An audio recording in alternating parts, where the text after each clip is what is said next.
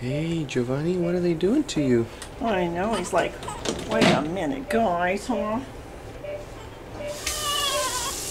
So, when you bathe them, you don't necessarily have to bathe them every day. If you keep the eyes clean and where the umbilical cord is clean, they really don't need to bathe frequently. But in the diaper area, you get those areas and you pretty much hit the mark anyway. So I'm just going to use clean water and just wipe his face a little bit.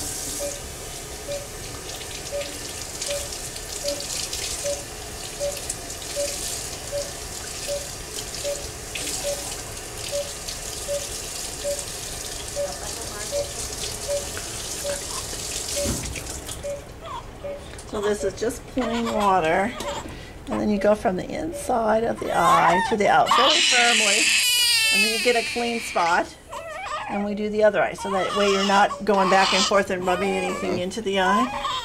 And then I just you'll wipe around the face gently. Again, plain water, no soap, until you get to the other parts. And they don't like their first baths, because they think life is mean. I'm going to move them out a little bit so Mom can see too. You know what? I bet the brake is on here. Oh, there's a cord here. There's a cord kind of